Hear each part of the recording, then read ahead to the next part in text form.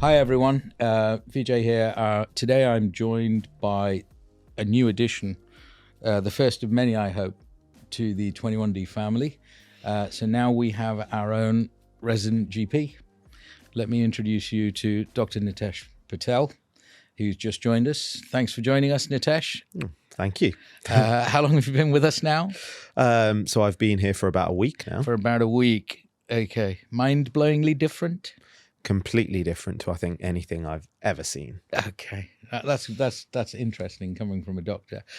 Before you joined us, did you think it was all a little bit dentistry, a little bit fillings and checkups and stuff?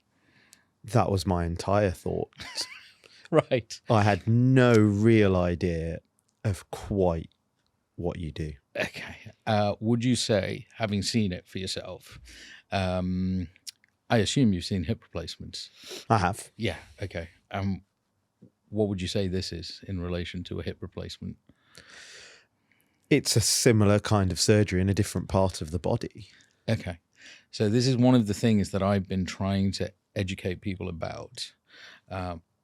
We start effectively where dentistry, as people understand it, stops.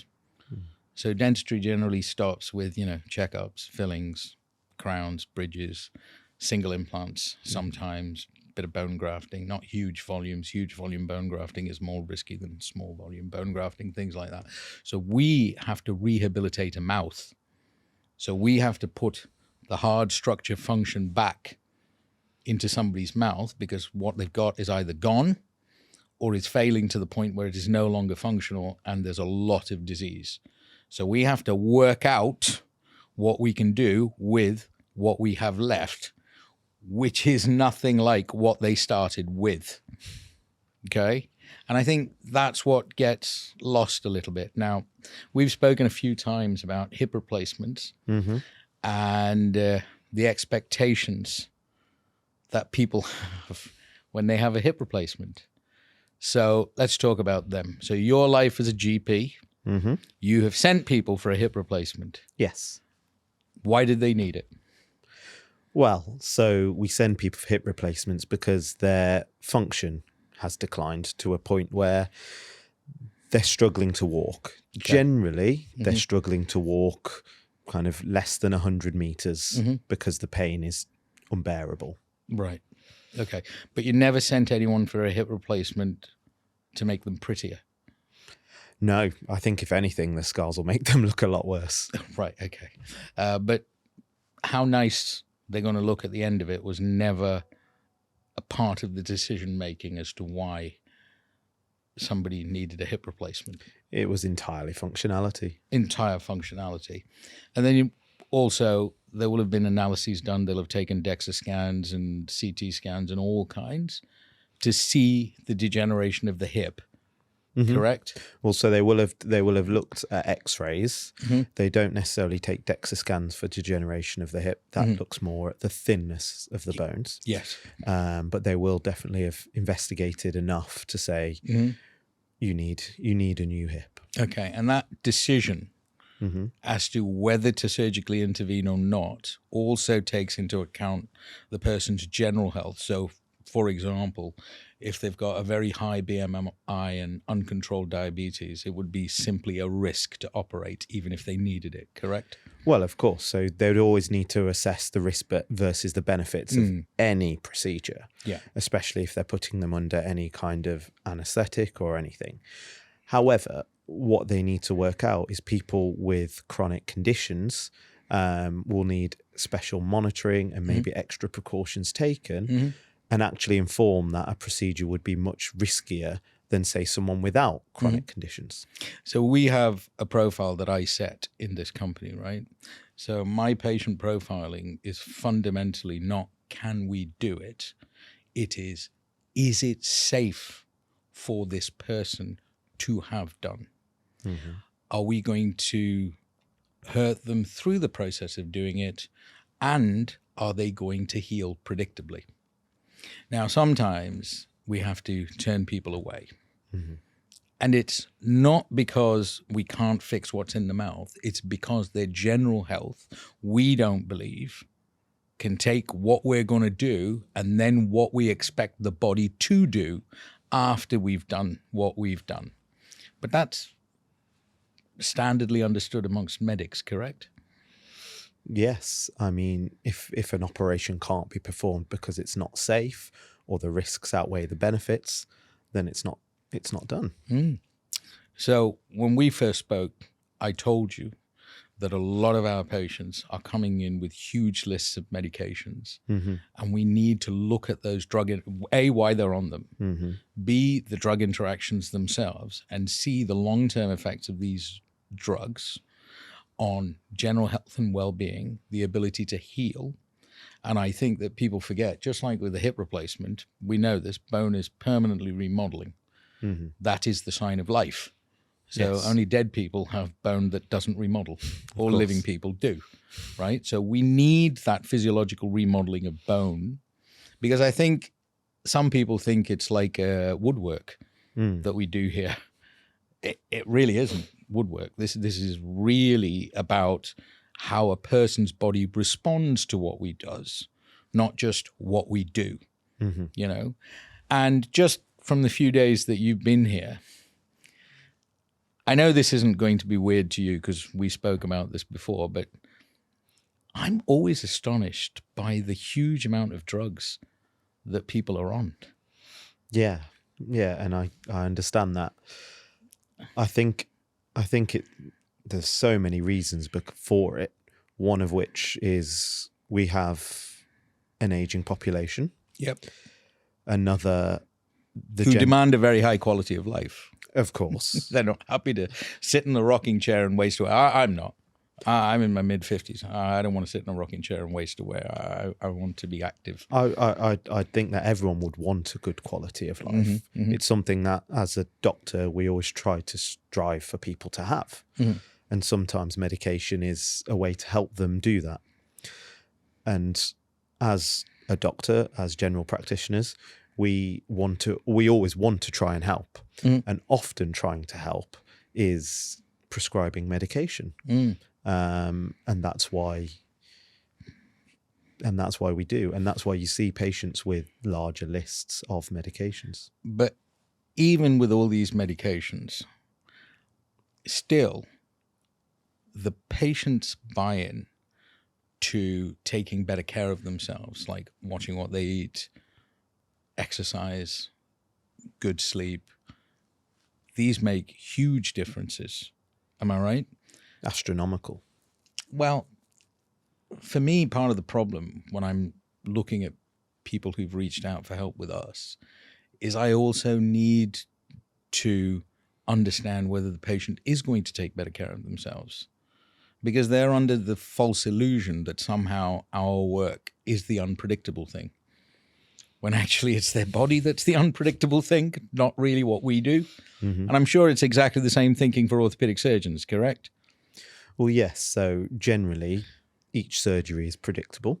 Obviously, everything comes with a few surprises here and there, but that's the reality of medicine. Yeah, exactly. But generally, each step is the same, but the outcome might not always be the same for each person. And I think that's another issue that we deal with, because there's a lot of narrative in and around things to do with implants and, you know, veneers and things like that. People just think, well, it's a financial transaction. It's like putting up a shelf in your kitchen. Okay, well, I want this kind of a shelf. I've given you some money. That's not the shelf I've asked for. Well, that'd be fine if it wasn't a living host. But if your wall was living and decided to move, that's really got nothing to do with us.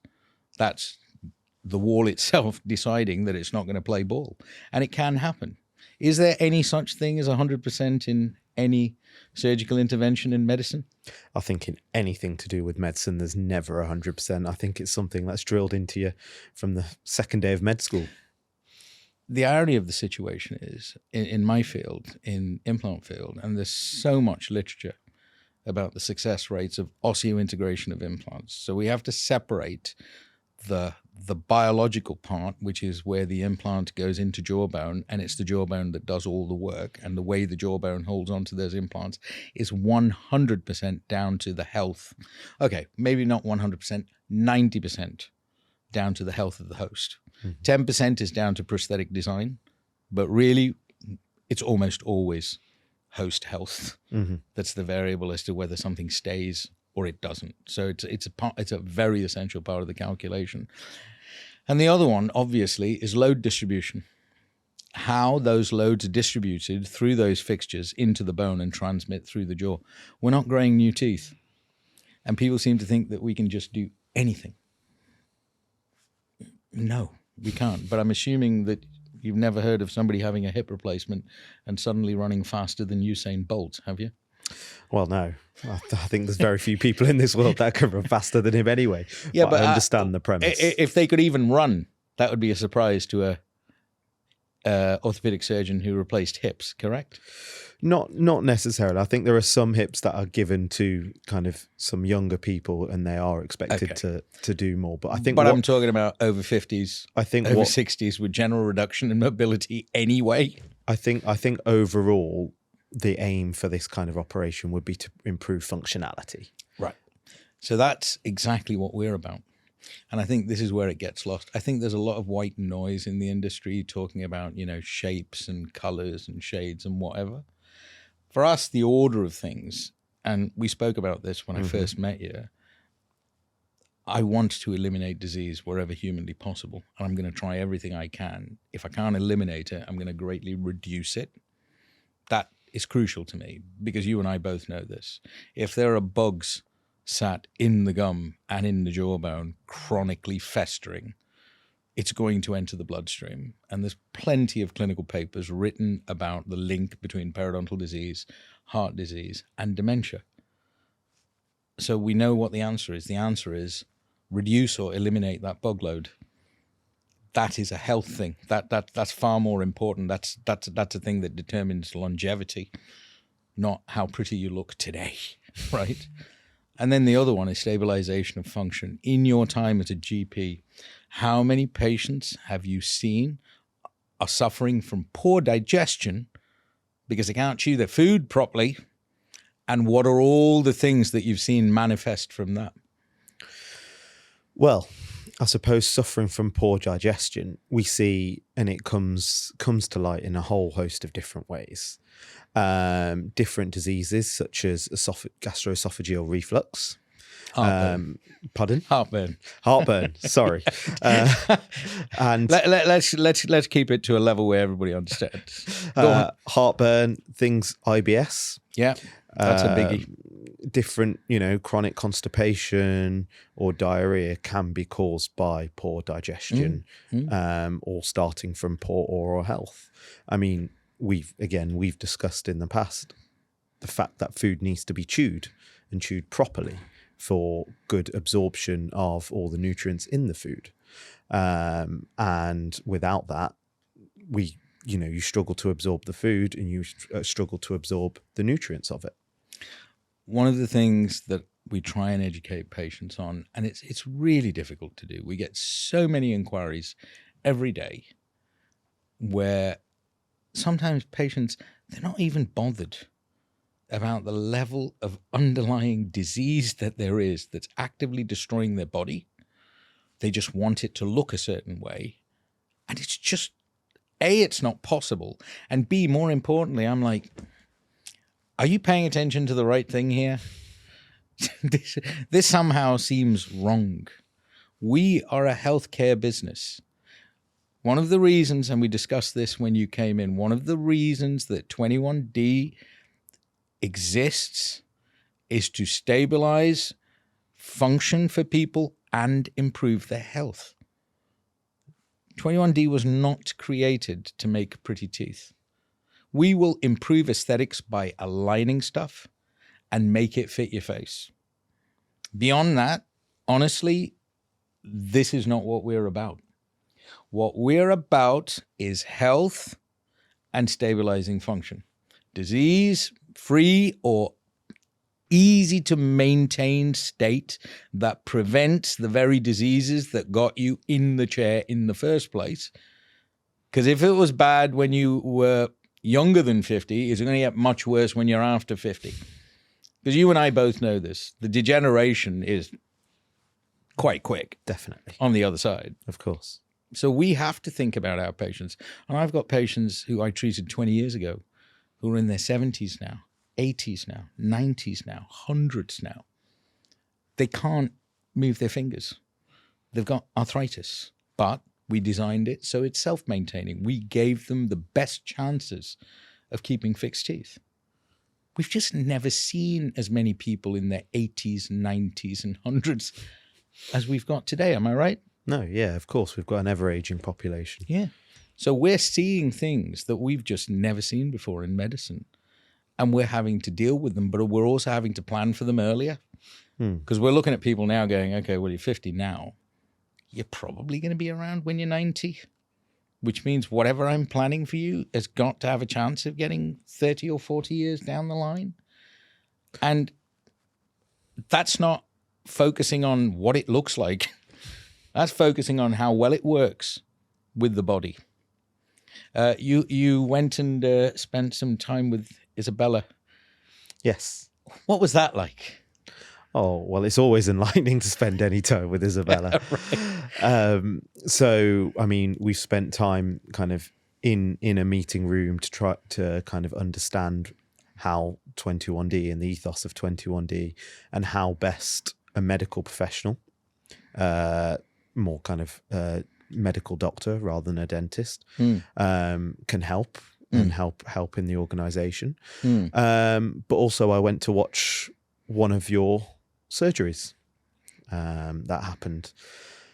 And I mean, that was very eye-opening, to be honest. Tell me why. I'm curious. Well, the surgeries are a lot more invasive than I realised.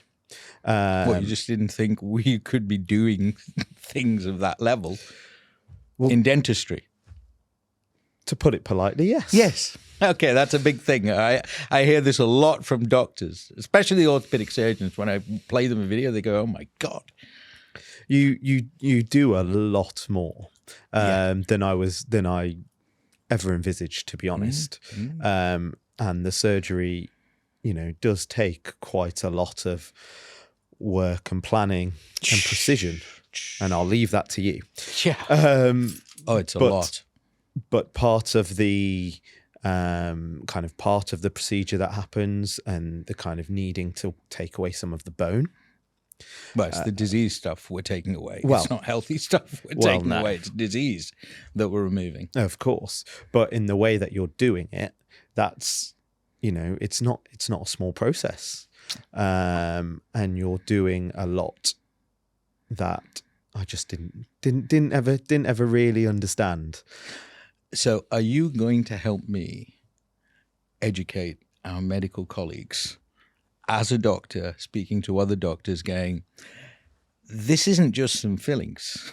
This is a bit more than that. Well, I think overall the plan and what I would like to do was to help dentists and doctors work together. Yeah. I think that's the thing. I mean, in medical school, we don't learn a lot about oral health or anything inside the oral cavity. And I certainly don't know a hell of a lot about what's going on in the oral cavity, but sitting in a room with, yourself, Isabella, and the other clinicians, I'm learning a lot from you. Great. And I'm hoping that you'll be able to learn a lot from me. We are. That's why you're here. And from there, hopefully we can kind of expand our information and what we've got with other clinicians, both inside this company and externally. And I think that would be important to inform both dentists, doctors, but also patients. Yeah, that's a big about for me. How they can best look after themselves. And I think that's always been something that I've really wanted to do. Is I've wanted to help people help themselves.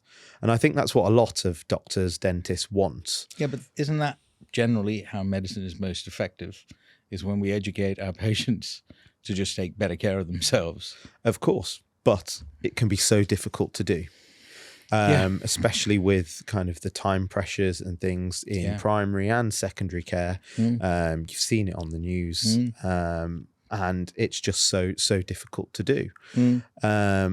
But I think educating people to look after themselves is of paramount importance. Let's talk about something controversial. One of the many controversial things I like talking about. Let's talk about body dysmorphia. Okay. Right. Let's talk about people having a perception of themselves and wanting to change certain things about them because they think that somehow it will improve them. But actually, the procedures and the things that they're asking for are unrealistic and cannot be delivered. But the patient themselves is just focused on an aesthetic or a cosmetic, which to deliver is either harmful or unpredictable or both. Well, for body dysmorphia, there is no procedure that should be done. Any procedure is not a treatment for body dysmorphia. Because Sorry, say that again. Any procedure is not a treatment for body dysmorphia. That's why I find what you just said really interesting is we must receive at least 100 inquiries a day, at least 100. Some days it can go up to 150. I mean, it's a staggering number of inquiries we receive.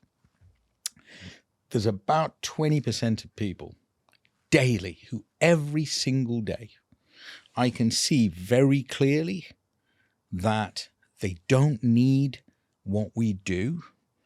It isn't the answer to their problem. They want us to take out teeth that are clinically healthy and biologically stable because they don't like what they look like.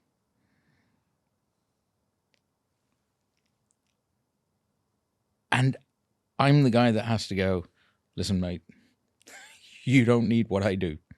Okay? And this is a clinical need thing. I don't see any clinical need for this. And then they actually get very abusive towards my staff who are trying to give them the right advice.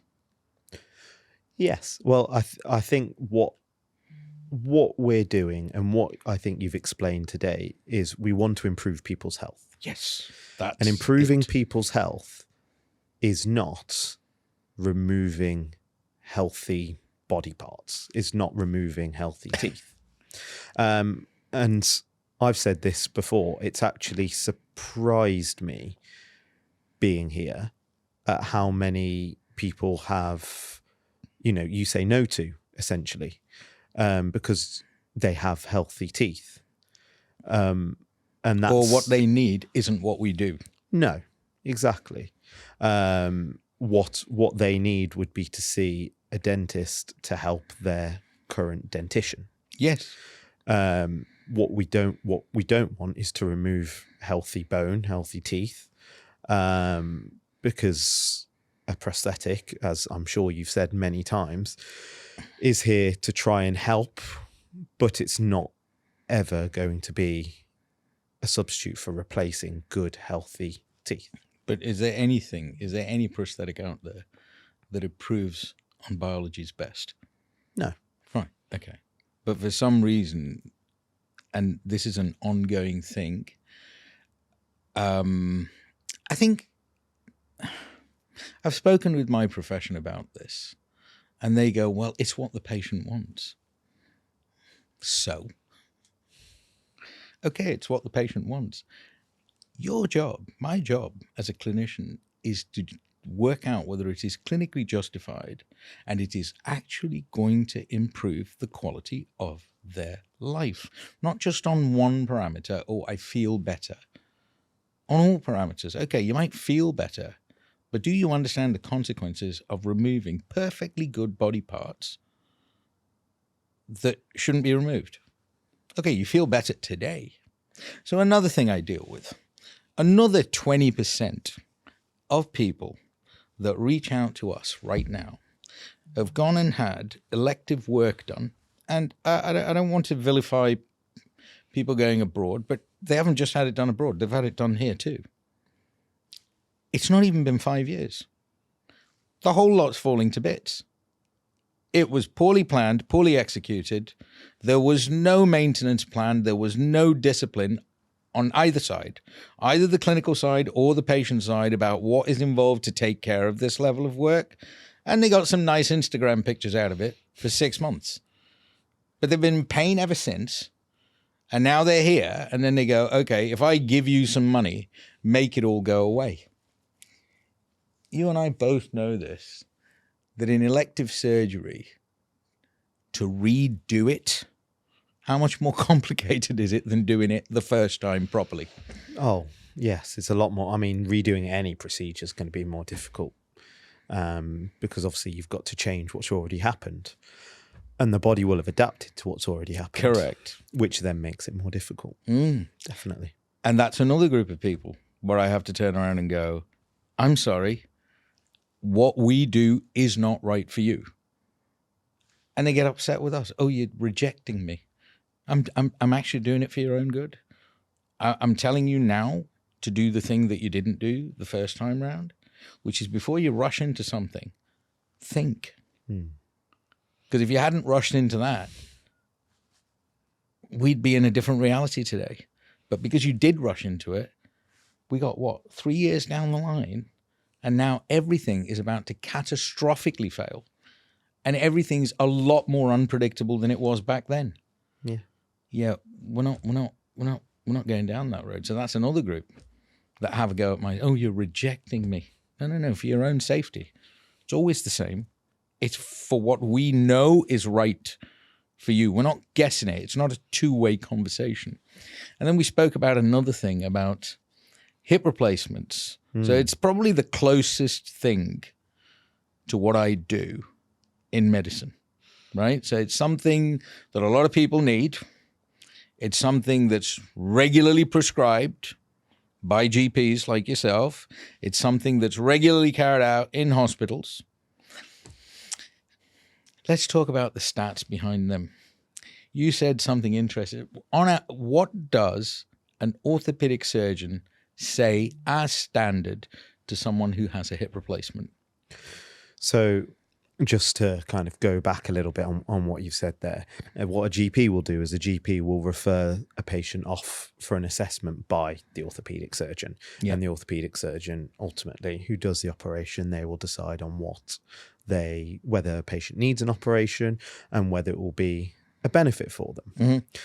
But with every operation, going back to your question, the orthopedic surgeon will have to talk to a patient about risks. Yes.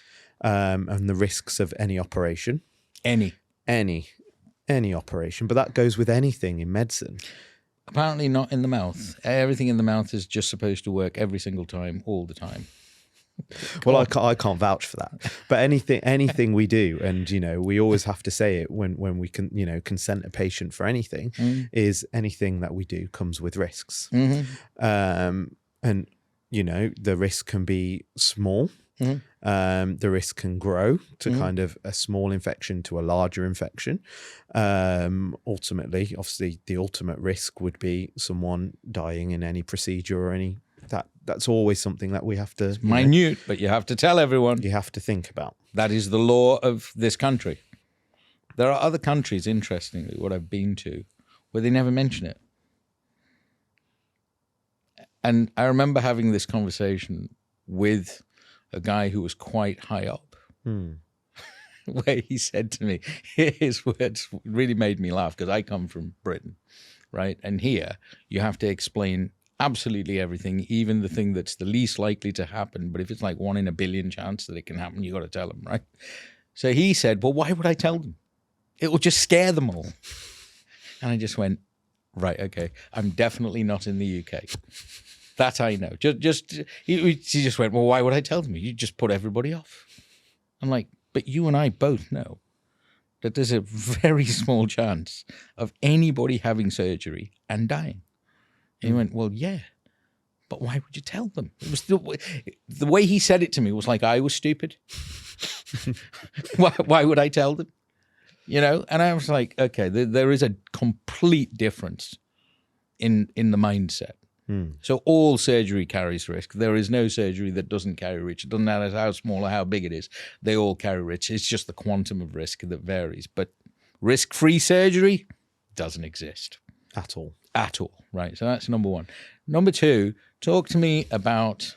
So the complications. Yes. I think you are heading towards. Yes. And I think the one thing that all kind of orthopedic surgeons will say with any operation, hip, knee, is it may not actually reduce their pain.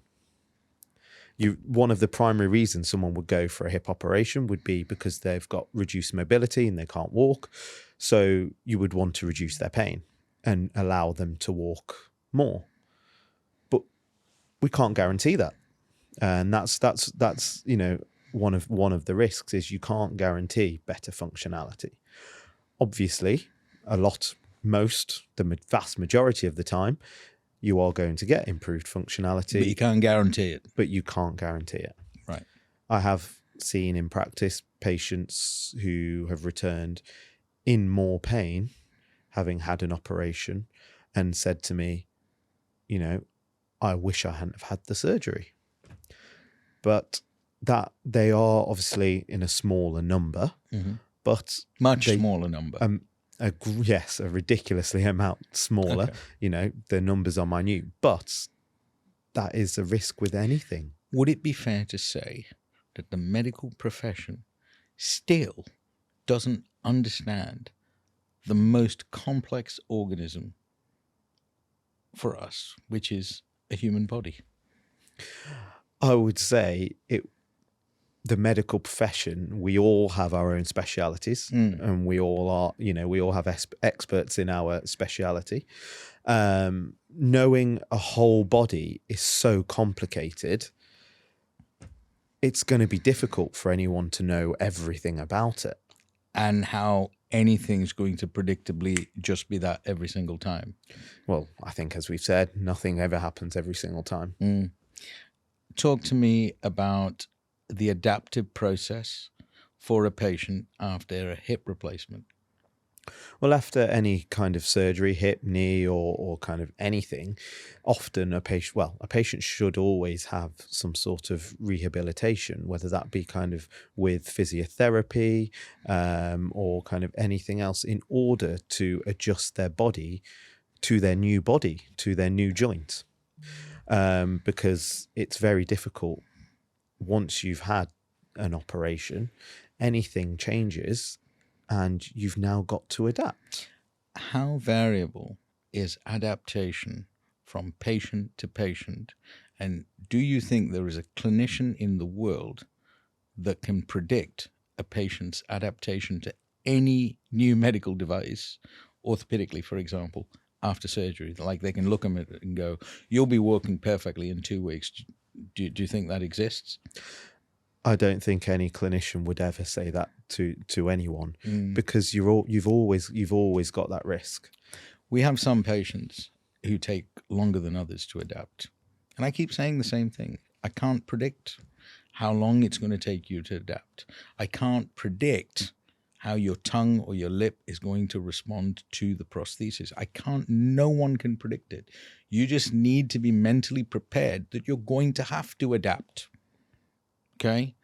The problem in my profession is you can see a lot of stuff out there about people go, oh, you can do it like this. You can literally make it look like you're growing new teeth.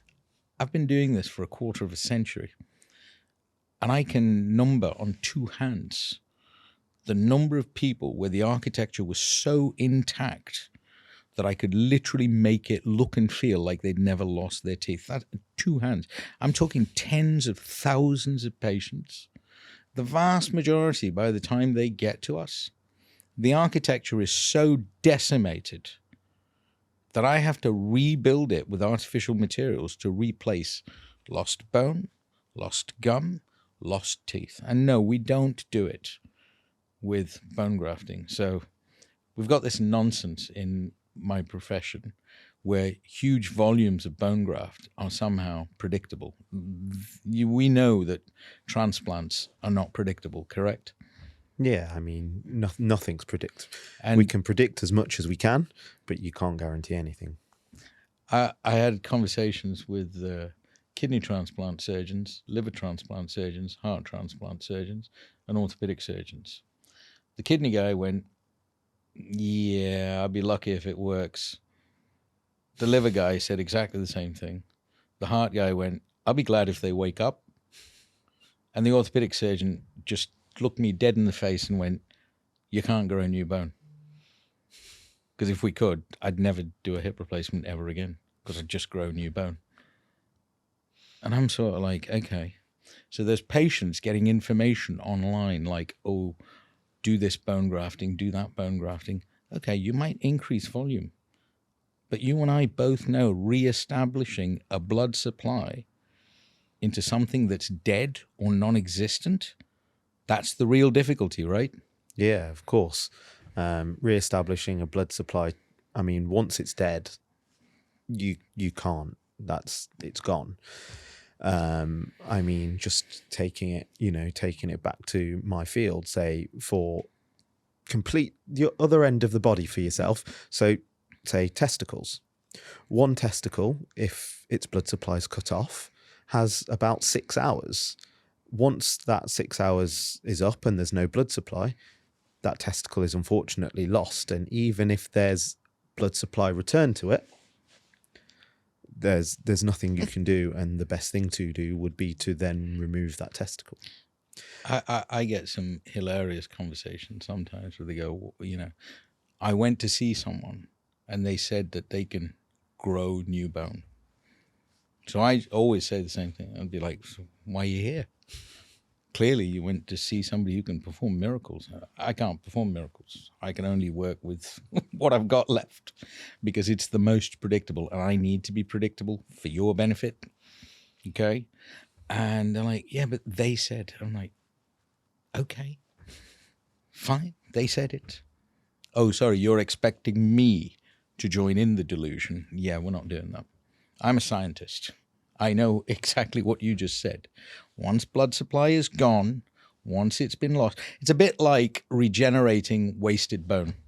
So bone wastes away, and I'm supposed to miraculously just buy something from B&Q and attach it, and suddenly, there it is. It's just bone again. Yeah, no. So we have, every single patient has huge compromises to begin with. And then I have this with some of them, and it's not the vast majority of patients. There are a few patients who say things to me like, well, this isn't what I expected. And I'm like, well, what did you expect? Go, oh, well, I thought I'd have my teeth back. When did we ever say you'd have your teeth back? We're very clear in our narrative that we make prosthetics. And the medical definition of the word prosthetic, which I keep going over, is a replacement of a body part, not a replacement body part. It's a mechanical replacement of a lost body part. It isn't a replacement body part. It isn't like for like. Because if it was like for like, I would be implanting teeth back into your head. I wouldn't be putting a titanium screw back into your head. And the reason I'm not putting teeth back into your head is because no one can. It's just not possible. Well, I think that's with any kind of thing. When we've talked about hips or teeth, your original is always going to be the best, which is why you turn away a lot of people who actually have good and healthy teeth. And what you're kind of providing is teeth or replacement teeth in inverted commas to try and improve someone's overall health. And I think that's probably one of the things that we can say and we can push is what we're trying to do is give people the ability back to improve their own overall health. For me, this has always been, for the last quarter of a century, about I know the effects of the oral degeneration is having an impact at you at a biological level, a physical level, and at an emotional, psychological level. Mm-hmm. What can I work with to improve these three things, but not pretend like I've made you 21 again? Because that would be delusional. For me, it's always been about elimination of disease, stabilization of function, get that person chewing food properly. So the rest of the digestive tract works. And it's an adaptive process. I mean, you and I both know that there's no way you can predict how long anybody's going to take to adapt to a new reality after having something like a hip fitted. Can anybody actually predict how long it's going to take for somebody to rehab? No, of course not. Everyone's individual, and so everyone will react differently. So on our group sometimes, so we've got Facebook groups, and I'm glad they exist because I want it to be a place of truth and openness. But some people go, well, I'm glad you've adapted. I haven't. What does that even mean? You haven't adapted yet. That's all. You may never adapt. I don't know. Or you could adapt tomorrow. I don't know. But you can't compare. It's like, to me, it's the same as pain thresholds. Oh, I'm in a lot of pain. That's an incredibly subjective statement. Of course. Because I don't know what your pain threshold is. Your pain threshold might be incredibly low. It probably is. But then I have other people who can literally go, yeah, I've had that nail stuck in my foot for 3 weeks now. It doesn't bother me. You know, it's just completely different. For me, I view adaptation and adaptability exactly the same way. The problem that I deal with is where it is. And I think with anything, you could almost put it in a bell curve. So if you imagine kind of a bell shape, yep. There'll be some people who will adapt the small amount straight away. Yes. You know, within a day, 2 days. The majority will be in the middle. Yep. And you can tell me how long that will be. I can't say. And then there'll be some people that might be kind of years, or as you said, never. Indefinitely, never. So you're right. It is the bell curve. It's the law of diffusion bell curve. So the law of diffusion bell curve over here. So on that curve that we're talking about over here, I'd say that's probably 20%. I mean, I'm always blown away by these people. It's like nothing happened. For them, and I keep looking at the start photographs going, oh my God. And then like 4 weeks later or 6 weeks later when we've rehabbed them, A, it's like a new human being, and B, they're walking around like nothing happened. You know, the surgery you saw, like it never, oh yeah, I had it done last week. Oh, I'm fine now. Wow. They always blow me away, that lot. In the middle, I'd say comfortably, most people, 3 months to 2 years. They're a huge band in that. And the general rule is the more they're focused on it, the longer it takes. Because they're increasing their own sense of awareness of something that they're generally not aware of. So you're sitting there. Are you generally aware of your teeth and your tongue? No. No. Right. But if I intervened inside your mouth, you'd suddenly become very aware of it. Well, anything intervenes inside of my mouth. I have my apple, and a bit of the apple skin gets stuck in the tooth. Drives you crazy. Until it's gone. And you're there, trying to get rid of it, moving your tongue around, sticking your finger in your teeth to try and get rid of it. When it's gone, there's instant relief. But you forget about it. And then you forget about it. Within a second. And I think that's a similar thing. If you can just forget about it, don't get me wrong, it's easier said than done. But if you can just forget about it and just kind of try and go about your day-to-day business, it might help. I once had a patient, and I remember her clearly because it was back in 2008, 2009. She came to see me. She was 61 years old. She'd had a denture. She'd had dentures, full dentures, since she was 11. 11, all the adult teeth were removed, and she was wearing full dentures. I mean, she told me some horrific stuff, and I'm like, even I was like, really? 11 years of age. And she kept having those dentures changed every 2 years because obviously her skull is growing. So it just didn't fit until she reached full adulthood. Now those dentures happily destroyed whatever was left of bone. And she came to me with like that much of a lower jaw left. It used to be that size, and now it was like that size. Luckily for me, it was I could do something, right? And I said to her, I said, you're so used to having a sheet of plastic in the roof of your mouth, which is totally alien to me because I've never had a sheet of plastic in the roof of my mouth. You're so used to speaking with it. You know, it's like an old friend. When it goes, you're going to have to adapt to something that you've never had your entire adult life. And she just went, I've got to get rid of it. I need to have it. And I'm like, why now? So she said to me that it was her mother's dying wish that with the insurance money, her mum wanted her to get this done. And I said, that is lovely, but don't do this unless you want to do this. I'm sure your mum will understand. Okay. And she went, oh, I hate this. I didn't even know the kind of stuff you do is even possible.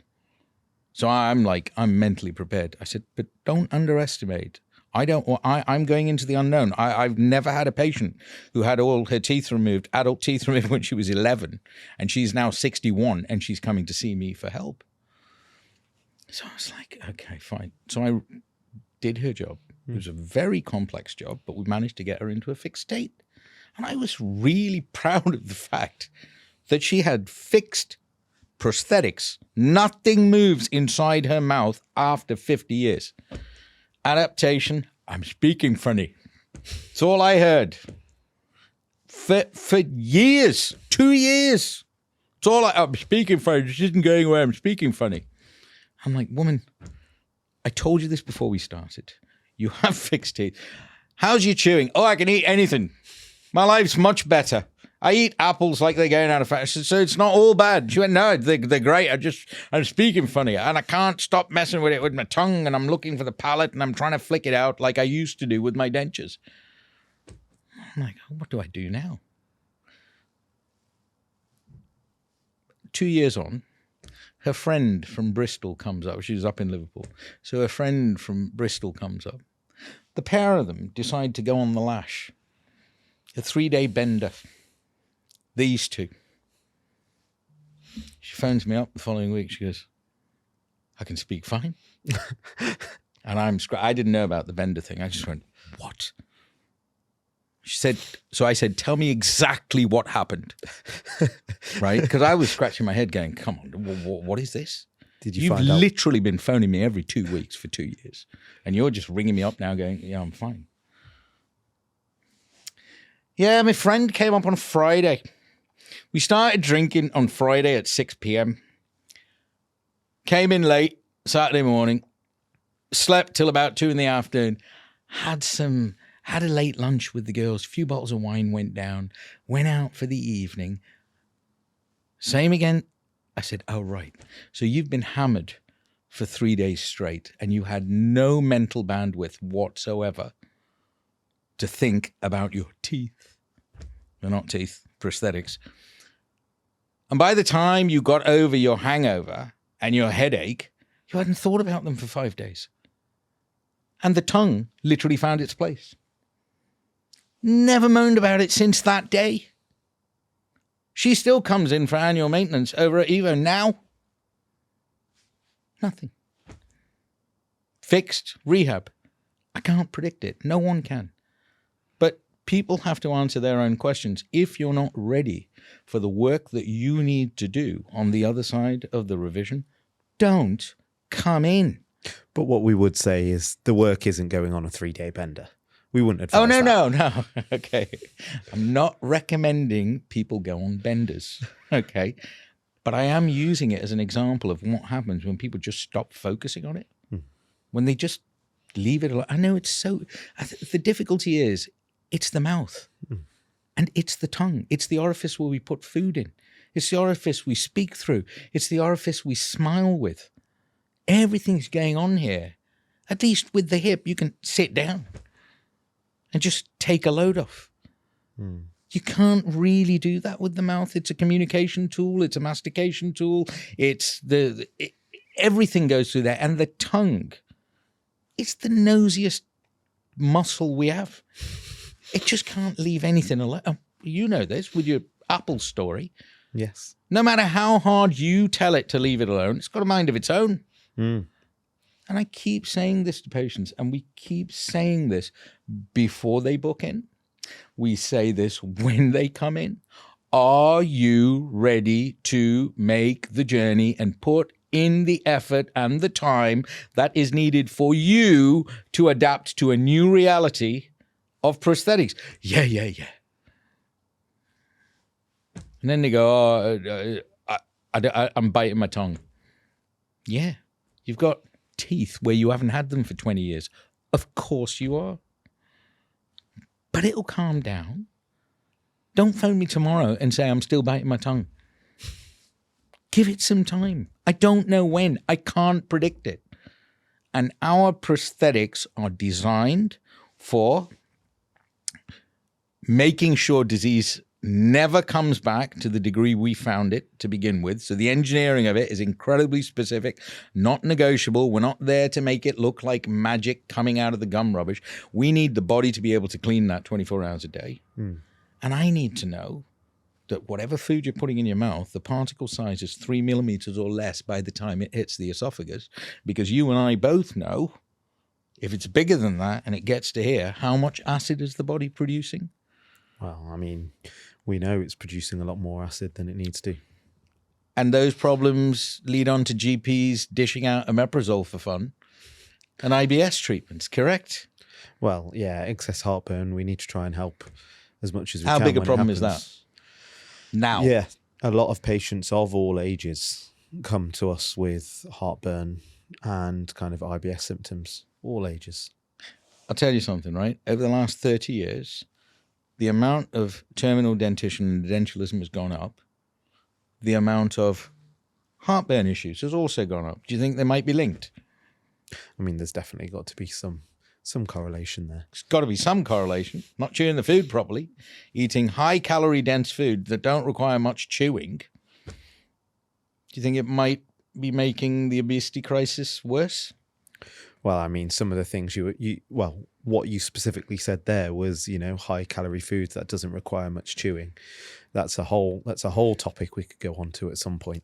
Which I fully intend to, because it's part of the reason you're the first medic we have in this company, but you're definitely not going to be the last. And you can see that as we move forward, how many health parameters are we going to be able to measure for these people over time? Well, I'm hoping we're going to measure ever-increasing health parameters for them. Well, with my experience when I was at Evo, the vast majority of patients attended annual maintenance. And I could see with my own eyes, and I could see when I took an updated medical history, the medication list was getting shorter.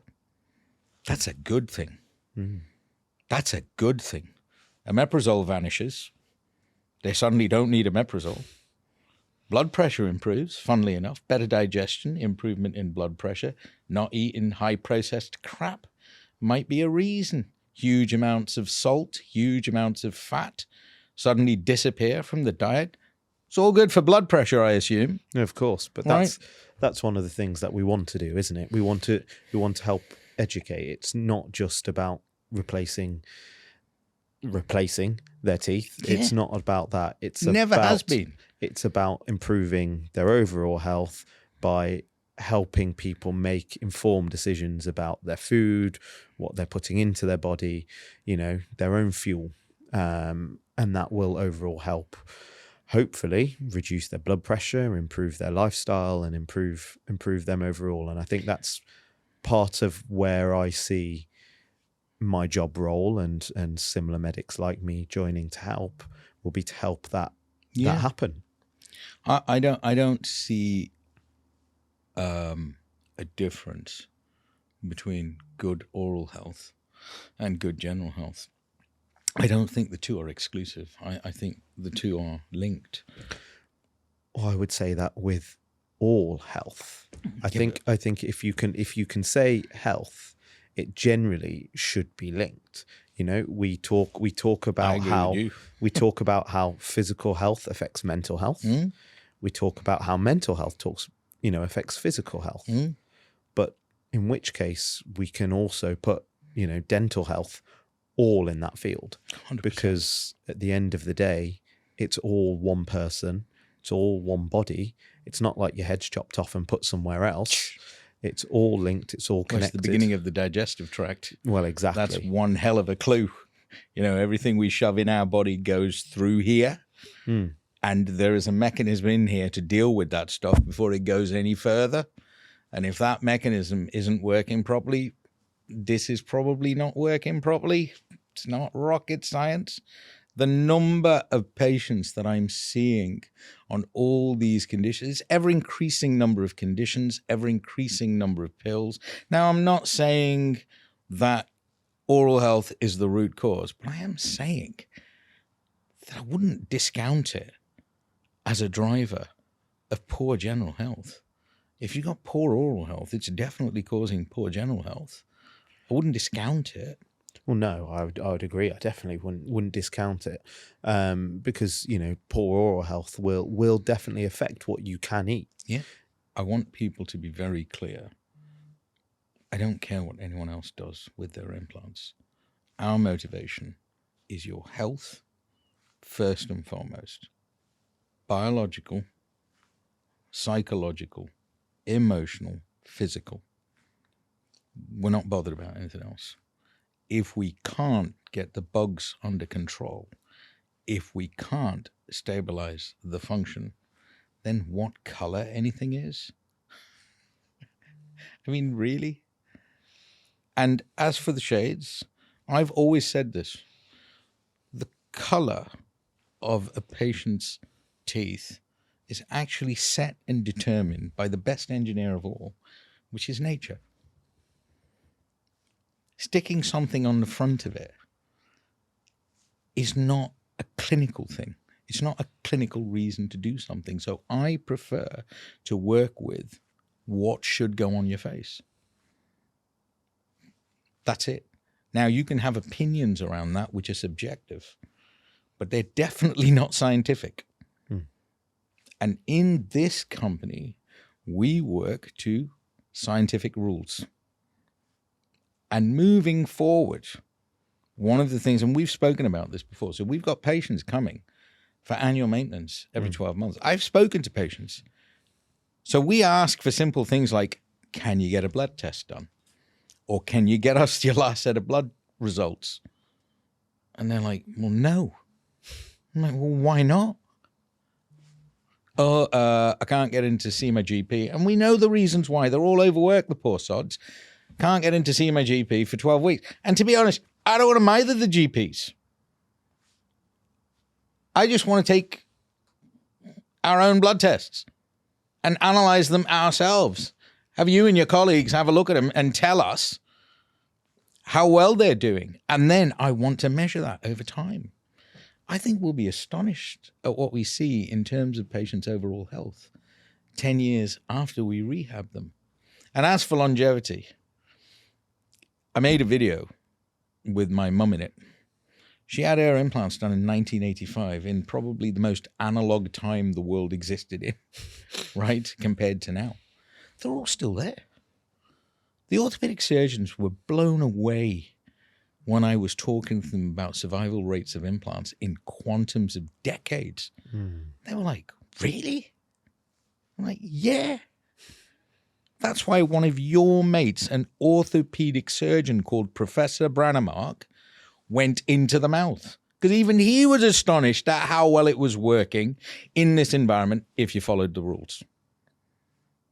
So there's so much for us, but really for us, I want us to focus on the health and wellness of our patients long term. We need to get away from this cosmetic lark. If you're cosmetically driven, you just shouldn't come to 21D. Because we are about your long-term health. And if you're not about long-term health and good function, I don't want to fall out with you. But equally, I'm not changing my company into a glorified hairdresser. We're not doing that. This is about good health. And you and I have both discussed this. Oral health and general health are one and the same. We're agreed? 100%. Right. Thank you.